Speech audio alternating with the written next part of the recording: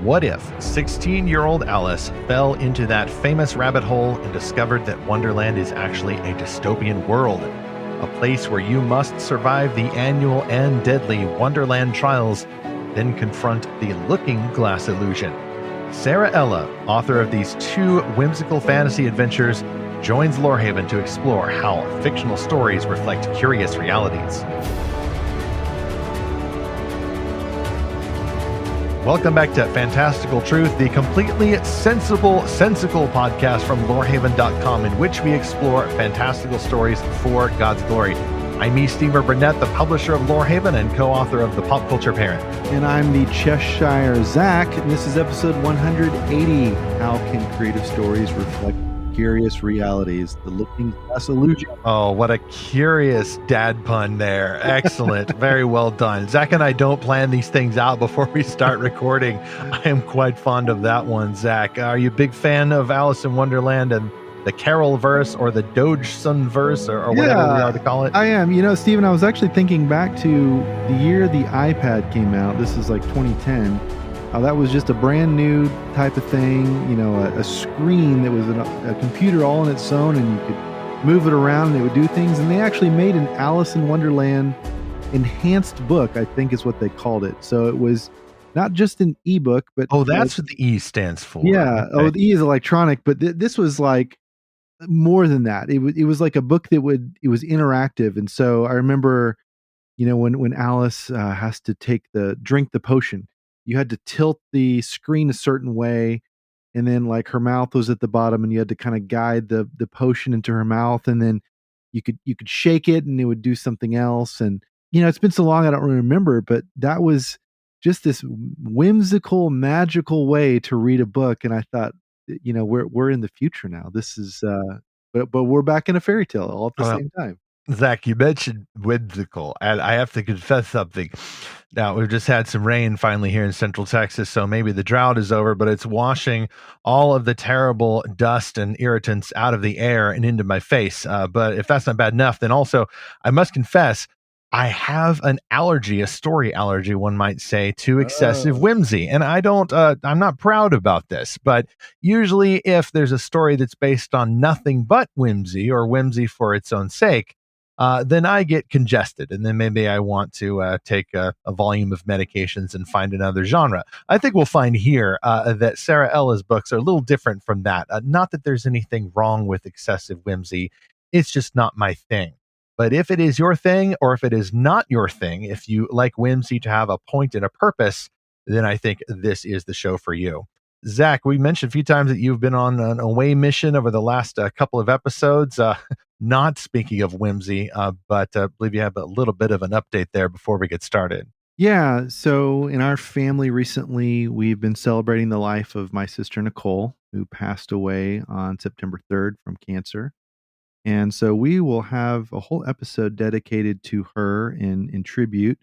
And we will be studying another whimsical classic tale, The Wizard of Oz, because Nicole was a super fan of this story, and not just the movie, but every adaptation that's ever been made, every book that L. Frank Baum wrote. She's got them all on her bookshelf. So we thought, you know what, let's honor her memory by discussing this story, the truths that we find there, to tell our audience a little bit more about her. She's my only sister. And so we're obviously really grieving her loss, but you know, she was one of those people that never felt sorry for herself and just made the world a lot brighter. So we'll be celebrating her in a few weeks.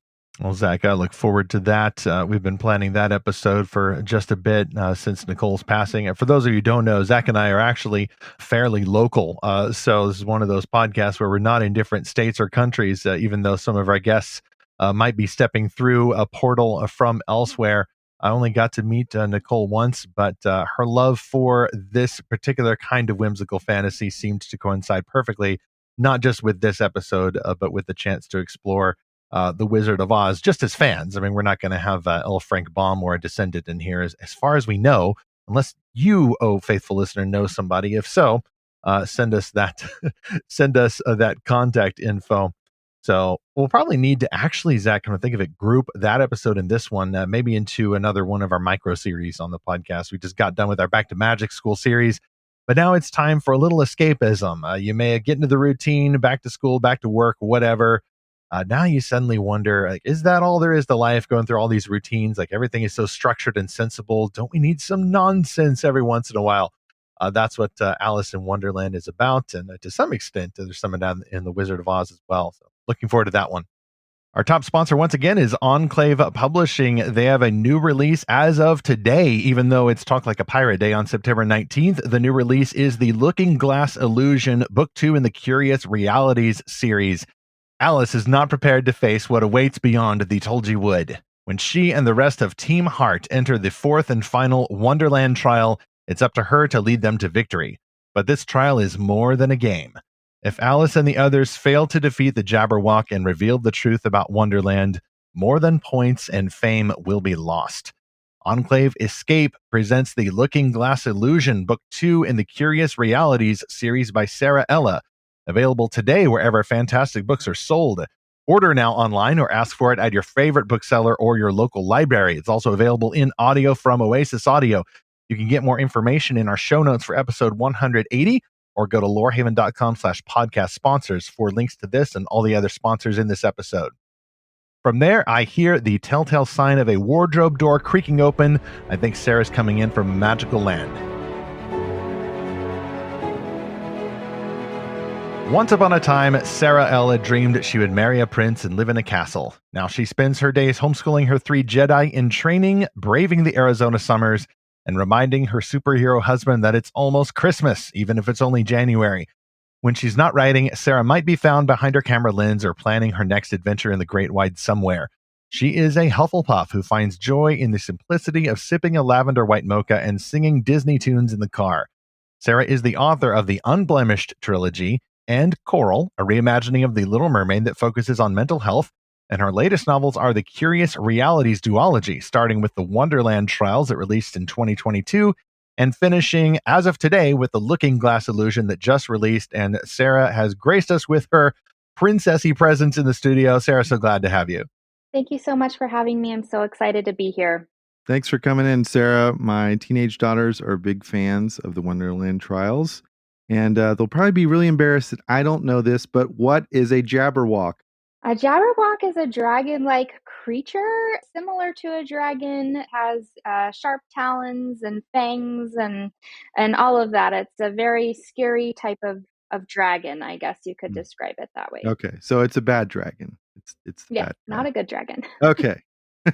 I still remember you talked a lot about Disney there, Sara, but I still remember for the live action Alice in Wonderland, which also played some with the dystopian themes. And of course, they played up Johnny Depp a whole lot more than, Alice in Wonderland. There was a Jabberwock at the end, and I think there was a boss battle. And he was voiced fairly briefly yet memorably by the late Sir Christopher Lee. And I still remember seeing a behind the scenes video where he said he tried to give the Jabberwock like some kind of a particular voice, whereupon the director Tim Burton just said, I just want you to sound like Christopher Lee. So just play it straight. And I think Christopher Lee was a little disappointed there. The books that you've written, though, take a different take with the Alice story. So that's where I would like to start with chapter 1. Some of this, I imagine, Sara, will fit in some of your backstory about what led you to fantastic truth and biblical imagination. But what ideas and pictures led you to Wonderland and just to your creative choices in general? Well, I love games, and Alice has always been a huge part of my life. I played Alice at Walt Disney World in college. I've always loved Alice in Wonderland. And Alice is she's curious, but she's also very no nonsense, which is very much how I am. But I love games and I love stories that have to do and center around games. The Hunger Games, Ready Player One, movies or stories like that have always been something really fun for me, and my family loves games. And so when I was thinking about what retelling I wanted to write, Alice in Wonderland felt very natural to me as I played Alice, and Wonderland was a land I wanted to explore. What did my Wonderland look like? Whereas we have a lot of Alice in Wonderland retellings that do focus on the darker side of things, that kind of question, is Alice insane? And there are insane asylums, and the Mad Hatter is actually mad. I wanted to focus more on the whimsy and fun of the story. And so that's where the idea for having the dystopian portal type fantasy that the Wonderland Trials became came into play where Alice actually has to find Wonderland, and it's almost like this virtual reality type realm, which was really fun. And it kind of explores the ideas of what is real and what is kind of being put in front of her to make it seem like it's real. And she kind of has to decide what is truth and what is fiction. And so I think all of that, of course, plays into my faith in Jesus Christ. And we have to, as Christians, discern truth from lies. And the only way that we can do that is by standing upon what we know is true and what biblical truth is. And in a way, Alice has to figure that out on her own as she finds Wonderland and figures out what is truth and what are the lies. Yeah, well, you've answered one of my biggest questions, or at least my daughter's question, which is how many more books there will be. So it sounds like there will be just one more book, which, okay, that's okay. She'll read it probably 3 or 4 times, just like she read book 1. But I'm excited that's going to be coming out soon. But I like what you said, that there is such a thing as truth. You know, that is really the underlying message, that you go to this weird, crazy world, and okay, well, what's real and what's not, what's sane and what's insane. But that presupposes that there is a sane reality, that there is a true reality, an objective reality. We've talked on this podcast before about the influence of philosophies like postmodernism, and how there's this idea that there's no foundations. It's just that ever shifting world, like in Doctor Strange movie, where he's just going through all these just illusions upon illusions. I like that Alice is searching for Wonderland, that a true and beautiful place to find solace in. Yeah, we actually name checked Humpty Dumpty, which is probably a first for the podcast, back in episode 153. And I thought of your books at that time, Sarah, and I knew that this might come up when we talked with you later on for the new release of The Looking Glass Illusion. I think I actually beat accidentally our guest to the punch in referencing the famous endorsement by Humpty Dumpty of moral relativism and deconstructionism in his quote, "When I use a word," Humpty Dumpty said in rather a scornful tone, "it means just what I choose it to mean, neither more nor less. The question is," said Alice, "whether you can make words mean so many different things. The question is," said Humpty Dumpty, "which is to be master. That's all." And we took that in an extremely thinky direction, along with our guest, Michael Young, who calls himself Vocal Distance and talks a lot about deconstructionism and all these $10 words. An extremely dense and yet very helpful discussion, by the way. I highly recommend it. So there's room for some word play and, morality play and some philosophy, even in a nonsense world like Alice in Wonderland. And yet I'm interested that you did take that in this different direction, which I find helpful, because if I'm not careful, then I'll go into, the land of $10 words and dense philosophy, and I'll get stuck and then have to have somebody pull me out with a hook.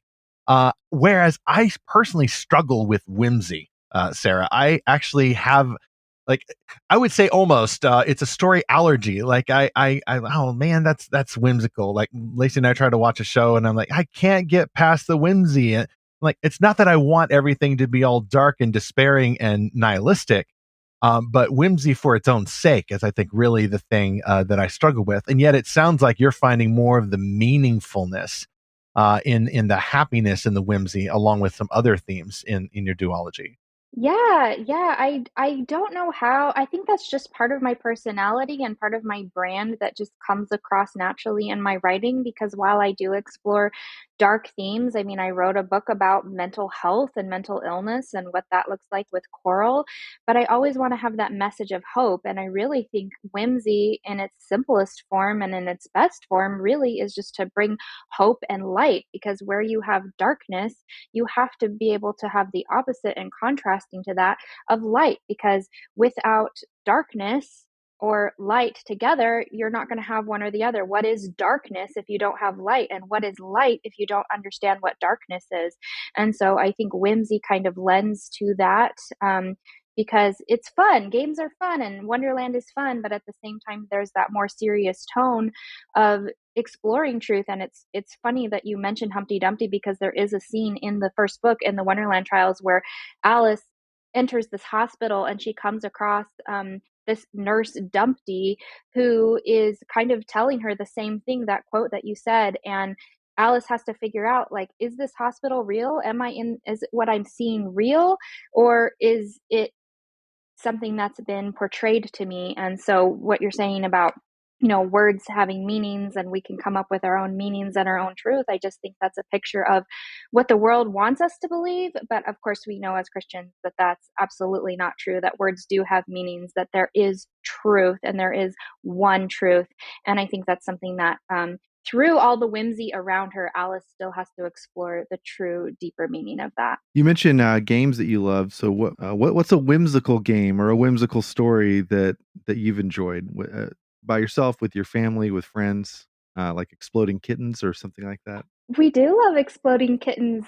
We do. I'm going to be very uninteresting and say that actually one of my favorite games is a game called Color Brain.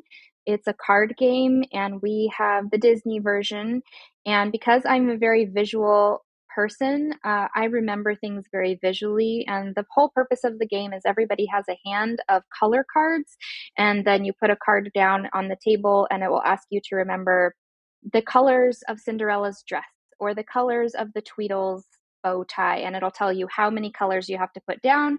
Everybody puts down their colors face down, and then you all flip them over, and then if you get all the colors right for that particular thing, then you win points, and I always win that game. So I really love that game. It's a lot of fun. That's great. One of our favorite games in our family, that especially when our kids were younger, was Pie Face. Just total whimsical game where all you do is just, do this little dial, and if you get it wrong, you get a pie in the face. And similarly, we have a game called the Crocodile Dentist, and it's just this little crocodile. You open its mouth and you click its little teeth one by one. So it's like hot potato, and at some point the crocodile is going to bite your hand. So there's no point to either one of these games. It's just about a practical joke that you willingly play on yourself or others. Sometimes there's just a place for that. There's just a place for games that are just purely fun. They don't have to be important, which, as we've talked about before, that's my story allergy, is stories that take themselves too seriously and so important. Well, I'm at once in favor of stories that are earnest or sincere, but that can cross over into being self-serious or self-aggrandizing. I'm so important. I am high art. That's the wrong kind of serious. Now, famously, I don't like movies that are just stepping all over their own premise with flippancy and fourth wall breaking and, little barbs designed to self-roast the movie before the critics can roast it. But I also advocate the best kind of whimsy, the best kind of lightheartedness. And it almost seems kind of corny even to say it in that way, because sometimes it's more of a color or a scent or a demeanor. You can't really pin it down with words, but sometimes it helps. And G.K. Chesterton knew that.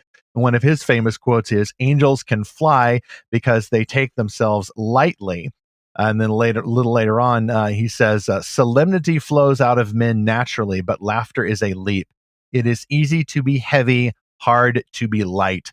Satan fell by the force of gravity." That's a direct quote. And by the last part, he doesn't mean a natural force that actually influenced the devil, but more that Satan, through his pride and arrogance, became heavy. He could no longer, in the good way, not take himself seriously. He became so weighty and so important and so consumed with himself that it becomes almost a spiritual equivalent of a black hole that collapses in on itself. Too much gravity, now no light can escape.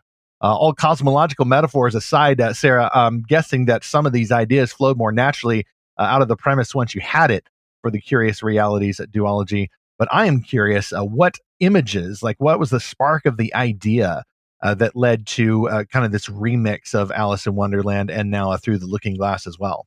I think it was just the idea of something beyond what we can see. Like we believe in God, we believe in Jesus, and yet we cannot see him. And yet it is our faith that guides us. And obviously there's evidence to the truth we believe, right? But at the same time, we're believing in something that is beyond our realm. We cannot see him. We're not Thomas. We can't like go look at the Lord's wounds in his hands. But at the same time, we believe absolutely that happened. And I think it's that image of believing in the unseen. There's a scene in the Wonderland trials where Alice is looking for Wonderland, and she's trying to find the entrance, and being able to see Wonderland, and she enters this church, and there's just this picture in this moment of church being this almost like fantastical fairy tale place. And it really is. I mean, not to bash modern churches or churches that are in strip malls or more modern buildings. Like, absolutely, we meet, we gather, God meets with us wherever we're gathering together. But there's something so beautiful and magical about the original old designs of churches with their stained glass windows, and there's beauty there, there's magic there. And that is where Alice discovers Wonderland, is in that kind of beautiful magical place, which I realized when I was writing it was a little on the nose, that she goes into a church and finds Wonderland. But at the same time, it was also perfect and fit the moment, and it was exactly what it needed to be. And so I think it's just that image of seeing God, believing in the impossible, because with God all things are possible, and being able to see that even though you can't see it. And that's really what Alice begins to really unravel as she goes through the second book and the conclusion to the series, which is the Looking Glass Illusion, is trying to figure out what is real, and finally, really discovering that, without giving spoilers, in the end, of what is real versus what she's seen as beautiful. Wonderland is beautiful to her, but just like what we think we know of heaven, or what we think we know of God, we really can't imagine or understand. It's beyond our understanding as humans to really comprehend that beauty and that awesomeness and the vastness of the Lord, what we have awaiting for us in heaven.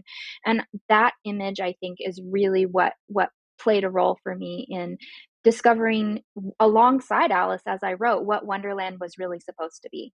Sarah spoke earlier about the need for discerning stories, discerning popular culture, the perfect opening for our second sponsor. Once again, The Pop Culture Parent. It's a nonfiction book about fiction, co-authored by yours truly, as well as Ted Turneau and Dr. Jared Moore. This resource for parents or anyone with kids or anyone seeking to train the next generation in discerning the mess of pop culture around us, it is essential. We go through 5 simple questions that you can ask yourself, the grown-up Christian reader, and then also help teach your kids to start thinking in these patterns as they're engaging the stories and songs in our mixed up world. Stories and songs that include both the common grace that God has put in the world, because people are made in his image, even if they reject him, but also the idols that people cannot help cramming in alongside the good stuff in these stories and songs and games and all of that. One must disentangle these, and not just trying to find balance between legalism and license, or just using these things for entertainment or edification. It is all about the glory of Jesus Christ and our good as his people, training one another, because we know that we have been put into the world to help the world, not just called out of the world to stay clean from it. It is a mess out there, folks, and so you need help in the body of Christ. And that was the Pop Culture Parent is designed to do. You can get this resource from newgrowthpress.com. That is our publisher, or see the links in our show notes for this episode for the Pop Culture Parent. All right, Sarah, back to Wonderland, Chapter 2, How May Literary Foolishness Point to Real Truth? Naturally, we've already touched on some of this, but I was curious what you had found out about the author of Alice in Wonderland, one Charles Ludwig. I tried to German that up, and I don't know how. I don't know how to do any German accent. Let's just start over and do it in plain English. Even if I mispronounce it, Charles Ludwig Dodgson, which I think is not only his original last name, but also the name of a cryptocurrency. Better known, of course, as Lewis Carroll. What did you find out about this very eclectic sort? Wasn't he into math and all of that? What are some maybe urban legends that turned up that I might accidentally repeat if I'm not careful? Yes, math was huge in Wonderland, and as a non-math person, that really scared me when I first started writing, and I thought, how am I going to be able to capture this? I do not want to do math. I have no interest in spending my time figuring any of that out. And so I started to explore and watch documentaries, and I did a class, kind of like an online free course, about children's literature, and it explored a little bit of the themes in Alice in Wonderland. And all rumors aside about Lewis Carroll and what he may or may not have been on or some of the things that people have said about him with his relation to the Liddell children, specifically with his relation to Alice Liddell. All of that aside, I do think that there is truth to be found in Wonderland, and that verse, 1 Corinthians 1:18, for the word of the cross is folly to those who are perishing, but to us who are being saved, it is the power of God. Now, obviously, I don't think that this is a verse that Lewis Carroll was thinking about when he was writing Alice in Wonderland. But I think for us as Christians, we can look at a story like this and we can see Alice. All she wants is to get away from her boring sister who only reads books without pictures, and she wants to go live in a world of her own where people, talk to flowers and everything is nonsense and everything is silly. She wants to go live in a cartoon. And then she gets to that cartoon and realized, be careful what you wish for, because this is ridiculous. And it's sort of her journey of growing up, kind of like that. As Christians, we start out with spiritual milk and then we need the meat.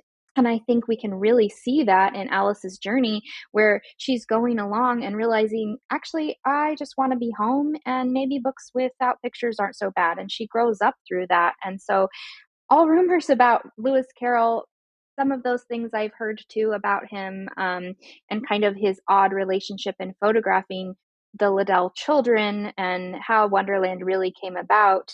I think it's more important to kind of look at what truths we can as Christians and what we can gain. Children's literature, classic literature, really has so many things, whether we're 5 years old or 65 years old, for us to learn and gain from. And I truly believe that no matter the story, whether the author intended to point back to Christ or not, the story is either pointing to Christ or it's pointing to our need for Christ. And I think Lewis Carroll, whether intentionally or not, through Alice's story, is pointing to our need for Christ and is pointing to our need for truth. I just pulled up the Encyclopedia Britannica article about Lewis Carroll, who died in 1898, and it concludes by saying that by the time of his death, Alice had become the most popular children's book in England, and by the time of his centenary in 1932, it was one of the most popular and perhaps the most famous in the world. There is no answer to the mystery of Alice's success. Many explanations have been suggested, but like the Mad Hatter's riddle, the riddle, as originally invented, had no answer at all. They are no more than afterthoughts. The book is not an allegory. It has no hidden meaning or message, either religious, political, or psychological, as some have tried to prove, and its only undertones are some touches of gentle satire. And there's a little bit more there, at least as the encyclopedia article writer summarizes it. I wanted to push back a little bit there in what this person said, because how do you know for absolutely certain that it has no hidden meaning or message? Every story has some hidden meaning or message, not a message like this was made to get across some propaganda. If Lewis Carroll was trying that, it obviously failed because it didn't work. I think people have even wrung from the stone of the Wizard of Oz more political overtones than that. It does seem to be what has been described as nonsense literature. And yet, obviously, as you mentioned, Sarah, people have loved it for something that it seems to be saying anyway. And I really do think that that does speak to a universality of the human experience. We like nonsense. We like wordplay. We like goofiness and games and bright colors and grinning creatures who vanish and a lot of things that have become tropes for a reason. It's fascinating, even in anime, to see how many Alice in Wonderland tropes are just in anime. Something about it appeals to people and it gets into our imaginations. And if nothing else, I think it's almost a cousin of the beauty apologetic, is that God has put something into us that resonates with this, that cannot be explained by natural evolution or godless theories about the origins of humanity. There's something in us that is beyond us, that is beyond the material, that goes for these kinds of symbols and imaginations, even when they seem to have no obvious logical meaning. Yeah, absolutely. I 100% agree with that. I mean, people can say what they want about there being no allegory or hidden message, but even C.S. Lewis himself talked about how Narnia is not an allegory, Right. how it's a supposal, and Aslan was not meant to represent Christ, and yet we see Christ in Aslan. We see Christ in that sacrificial love. And so with Alice in Wonderland, I would just push back and say, whatever Lewis Carroll was trying to do or not, or whatever people want to say he was doing or not, whether he was a believer or not, we cannot help but the fact that we are the creation of the creator. Whether you're a believer or you're a non-believer, you're still the creation of the creator, and you can try to remove him, you can try to push back and put your own ideas in there, but at the same time it's still going to reflect either Christ or your need for Christ. And so that is what I would say, intentionally or not, whatever people want to draw from the silliness or the foolishness or the nonsense of Alice in Wonderland, it still is going to point back to our need for a creator, because it is created by the creation of the creator. I think whether or not there was a intentionally hidden meaning or not, which it sounds like he didn't intentionally do that, there is a presumed meaning. There are presumed truths that Lewis Carroll may not even be aware of that he was putting into the story, because we're, like you said, we are a creator's creation. And so what we create is going to reflect what is real, or it's going to contrast what is real and true and show us that, oh, this is what the world would look like if there wasn't God, which we know there is a God. And so that's why this doesn't resonate. I think especially this desire we have to seek patterns and meaning really is what points, perhaps more than anything else, is that we see this world of nonsense and we say, wait a minute, what connects this to something solid and real? We have that desire to try to find a pattern, to make sense of nonsense. And I think that more than anything else is really what shows, how it says God has set eternity in our hearts. So I think even by diving into a world like this, whatever we can say of the world, like just the experience we have going through this is what really shows us how God has left his fingerprints on all of us. So I just realized that Alice in Wonderland would not work if it was just Wonderland. Then it would be a nonsense story. But from my memory of the originals, you do have, of course, the viewpoint character, a normal person in this zany nonsense scape. And that's your grounding. That is your tie back to the real world as you're diving into this mess of nursery rhyme characters and, grinning creatures and mad hatters and whatnot. Sarah, you, however, are not doing a straight up retelling, as I understand, of Alice in Wonderland or Through the Looking Glass. Would you characterize this as what they would call a fairy tale retelling? Or is this I guess I accidentally used a term earlier. It's my term, not yours necessarily, remix. Like, how would you describe then what your two books, how they relate to the originals, which are, of course, in the public domain and perfectly free to be retold and remixed as much as folks like? Yeah, I think retelling is the easier term to use when you're talking about marketing, because people immediately know what that means. I would say more my stories are inspired by. So they don't necessarily follow the same plot line. They have similar elements, and I like to write down all the elements as I'm researching and then to figure out how does this fit into my story and into my world. And so I think I would say it would make more sense to say my stories are very much inspired by Alice in Wonderland rather than a retelling, because as much as I might try to fit inside that box of the plot line of Alice in Wonderland or The Little Mermaid or whatever it is that I'm retelling or remixing, it's really more a loose retelling because it is more inspired by that world, inspired by those characters, but then it takes on its own, a mind of its own. I think people are more accustomed to that idea, particularly because of the notion now. You're a big classic Disney fan. I mean, Disney now has been doing retellings of its own stories, which are, of course, themselves adaptations or retellings of the original. The live action Little Mermaid that released this year is going to be a little different from the 1989 Little Mermaid, which is going to be quite different from the original Danish fairy tale.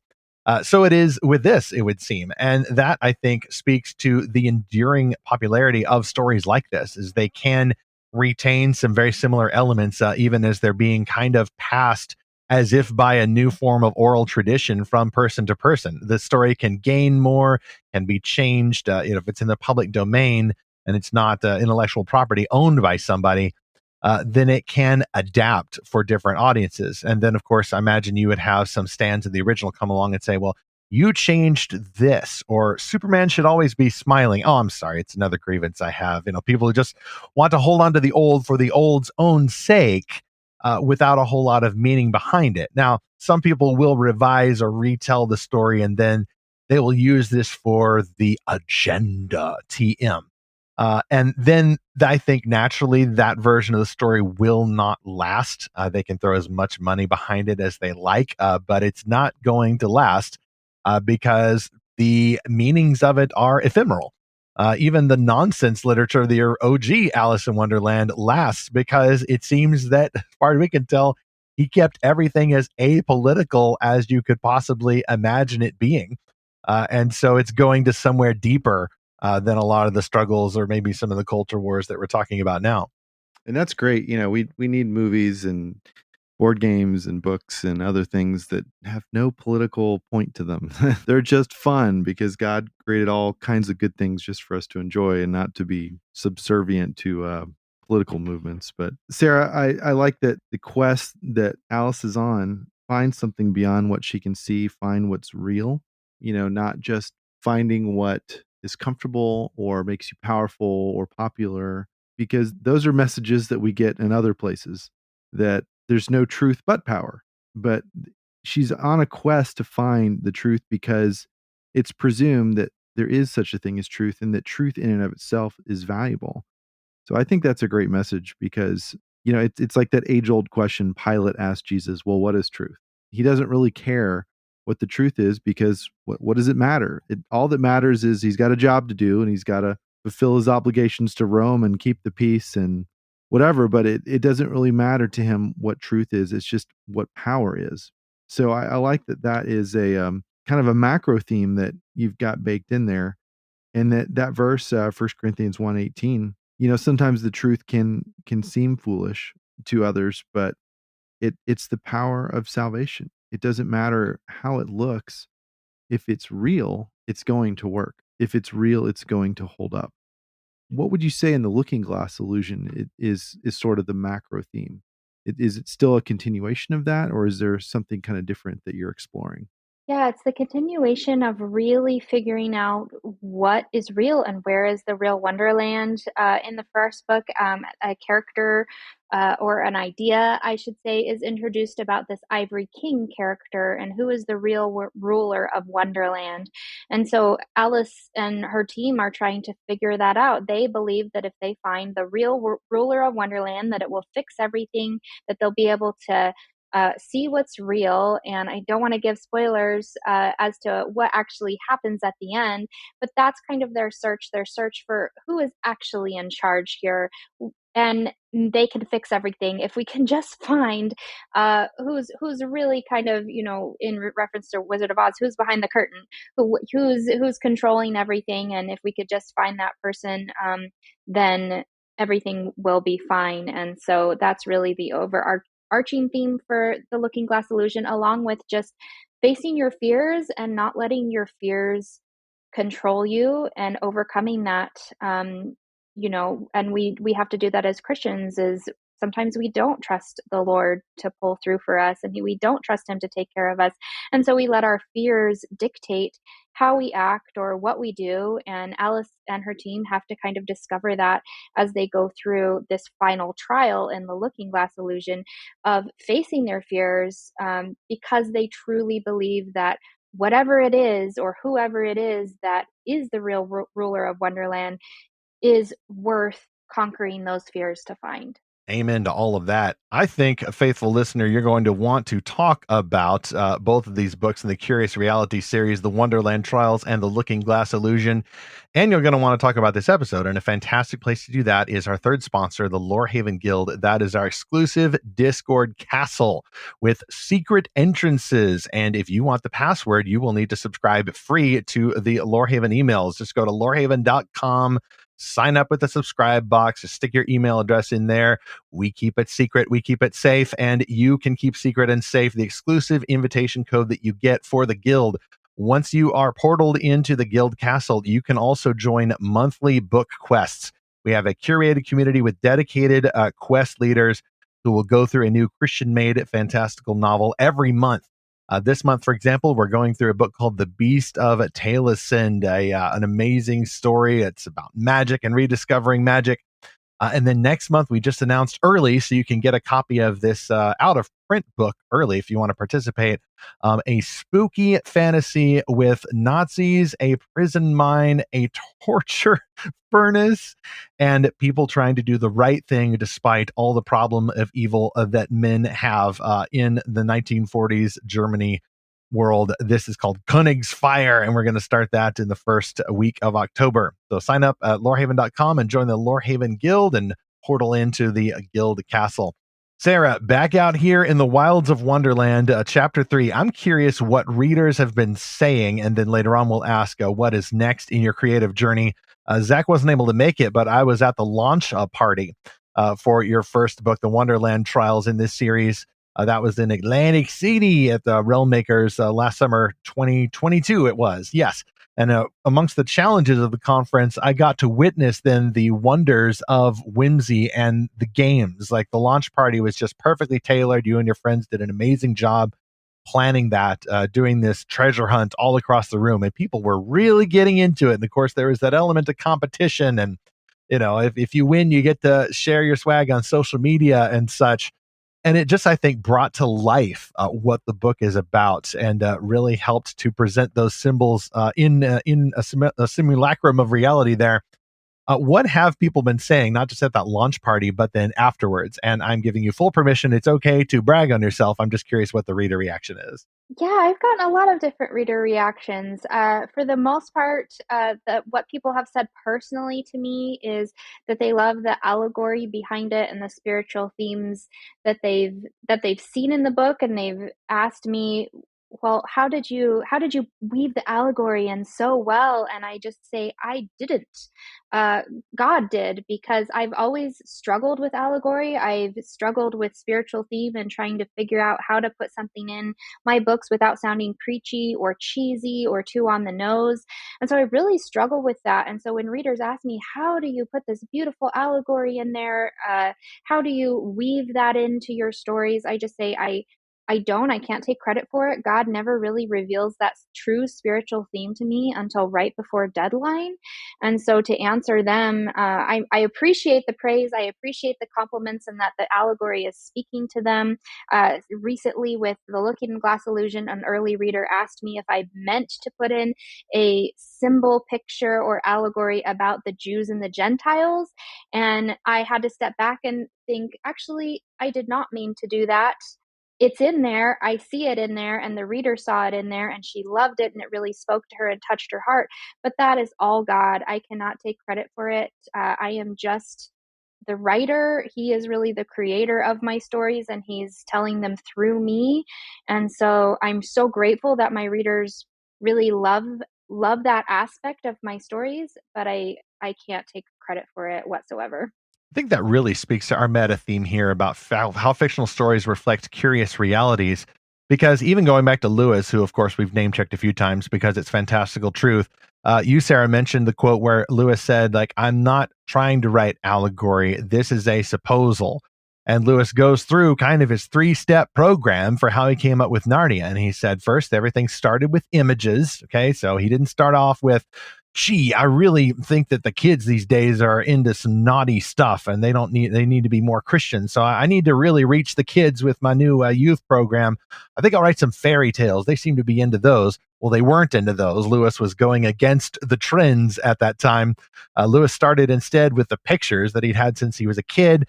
And then he decided, okay, how am I going to adapt the pictures? You know, a picture is just raw. I need to curate this. Well, I'm going to come up with a form. And the form is going to be the fairy story or the fantasy at the child level, but certainly accessible to others. And then only after that, in step 3, he said, did the man come in? That is Lewis's role of himself and his responsibility as a Christian and as a citizen. And at that point, he said kind of what you might dare to call the message, or a message, a meaning to the madness came into the creative process. But he saved that for last. And it sounds like what you're describing here is that these things just seem to happen naturally. call it the Holy Spirit or call it the imagination just being faithful to truth and then God being active somehow in that process. I think that's marvelous. And I think it's something that Christian readers need to be educated about, lest they, the risk of saying this, like view the author as some, magical person, who can weave in the allegory. And then the Christian, at least some Christian readers, God bless them, they go in like looking for the allegory and they want to pull things apart. And they're like, okay, I liked this stuff. I like the stuff about Wonderland and the games and the Wonder Gene and all that. But where's the meat? Where's the really good stuff? And I'm like, the story is the good stuff. If we gave it to you straight, that would be nonfiction. And that's the reason why we have fiction in addition to nonfiction, is that both have different goals. One generally appeals more to the head, and then fiction more generally appeals to the heart, but also to the head, especially if it's a really good book. So I live in both worlds, and I'm glad that you do too. I like to say that our faith is going to be the natural fingerprint onto our stories. So for writers who are struggling and saying, well, I really can't figure out how to put my faith in my stories, Steve Lobby of Enclave Publishing and also my agent says what makes Enclave books Christian are the authors. We're not trying to insert some kind of spiritual meaning in our books. It's just there because we are Christians. And so for anybody out there who's listening to this and struggling to put those themes in their stories, I would just say, let the story be what it is, then take a step back from it and see that your faith is going to naturally put itself onto your stories because that is part of who you are. That's why at Lorehaven, we're careful when we say Christian fiction. Almost inevitably, I'll just put a hyphen made in the middle of that, and I'll say Christian made fiction. Just like you said, Sarah, just like Steve Lobby said, the Christian is the individual, and the individual, in a sense, redeems the story, often without knowing it. Because if you've got that biblical truth in your world building for yourself, the foundation of the gospel is there, and you do all that, what an author would call world building, all the materials, all the cheat sheets that show who has what eye color and what their parents' names were and when they were born and all of that and where they're from, like stuff the story may not even include, but details that are part of the foundation of that world. If the gospel is there, then it's going to be in the story, just like any other world building, even if you don't see it boldly reflected on screen. It is something that does suffuse the story with Christianity, just like your life is suffused with Christianity, with Christ, even if you go through the whole day without saying a prayer or consciously thinking the name of Jesus. Like, yeah, we probably ought to think of it more consciously, think of him more consciously, but so long as he is there, then our lives are Christians, just like the stories we enjoy are Christian. Sarah, I'm curious, just in general, why do you love fairy tales? Whether it's the classic ones or the retellings or the Disney versions, like what is it about fairy tales that you like so much? I think the Bible is a fairy tale, but it's all true. I mean, we have the line from The Princess Bride where the grandfather is trying to convince his grandson to let him read him the story, and he talks about sword fights, giants, revenge, true love, miracles. I mean, that is the Bible. There's a witch of Endor, and yet all of this really happened. And so I think fairy tales are simply a model after the original fairy tale. Of course, the original fairy tale Jesus saves the princess. My husband likes to say, and I think he's quoting somebody here, so he doesn't take credit for it. It might be G.K. Chesterton, but he says the whole story of the Bible is slay the dragon and save the princess. The Bible is a fairy tale, and we are living out that fairy tale as Christians. We have darkness and light, and I think that's what draws me to fairy tales, is because as we see the common theme of good versus evil in all the fairy tales that we come across, whether the world wants to call them worldly or secular or make them our own, they all have the same theme of good triumphing over evil. And I think that is what draws me to fairy tales, in that, like Henry says from the show Once Upon a Time, good always wins. Sarah, amen to that. Now I need to ask for spoilers. Please spill all of the tea from the Wonderland Tea Party. What is next for you creatively? Can you announce a book name, a release date, a major plot twist at the end? Is there anything that you can reveal to us to this day? I can reveal very little. Okay. My lips are sealed for the most part, but I can say I have a 4-book contract with Enclave Publishing for a 4-book series with the books all set in the same world. The first book releases in 2025, and Every book in the series is inspired by a fairy tale paired with a story from classic literature. And the first book in that series is one of my all time favorite fairy tales that I have been waiting to write, along with one of my all time favorite stories from classic literature. I'm in the midst of drafting it right now. I'm really excited about it, and I can't wait for readers to see what I've been working on. All right, Fantastical Truth listeners, you've heard it here first. Sara Ella will write 4 books next. The first one is going to be a mashup of X and Y, and it releases in Z 2025. So you only get the most secretive, exclusive information here. Sara, thank you so much for sharing.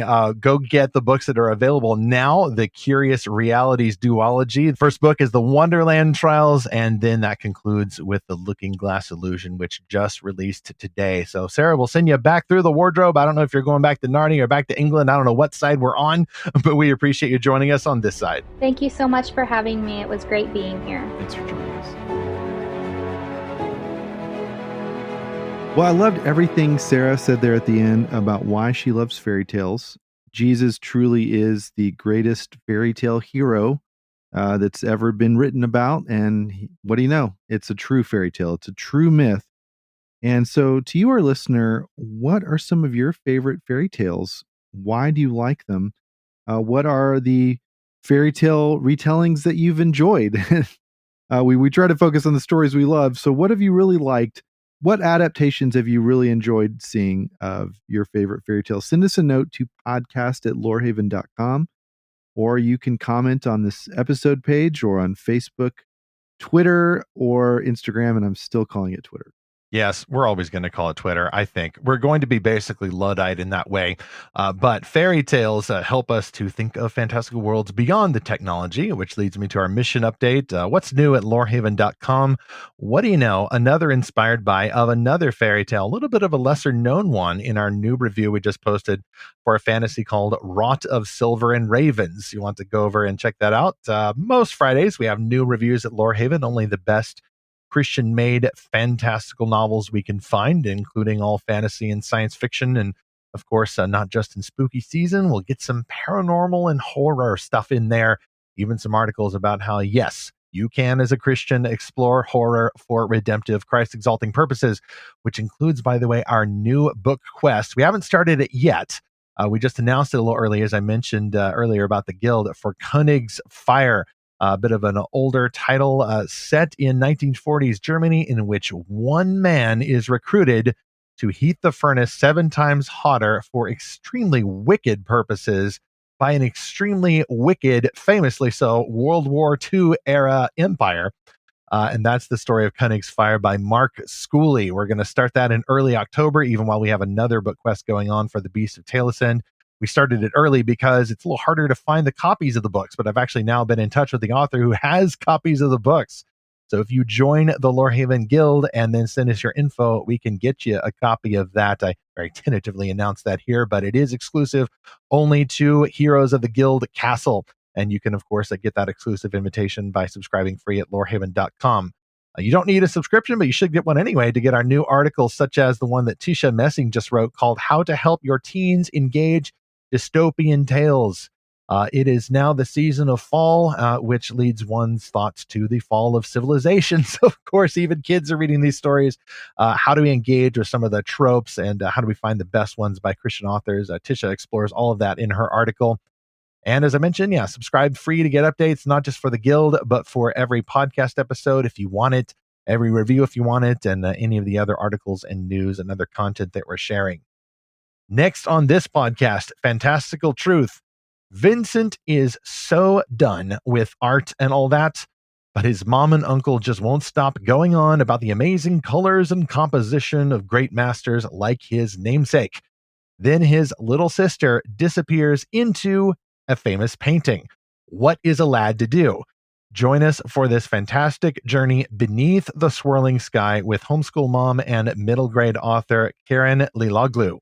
Meanwhile, if you fall into a rabbit hole, wisdom says do not eat or drink the first thing that you see, even if the label encourages this.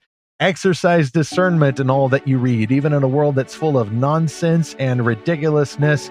look for the firm foundation of truth, and then enjoy the whimsical stuff, not for its own sake, but for the glory of Jesus Christ, as we continue to seek and find his fantastical truth.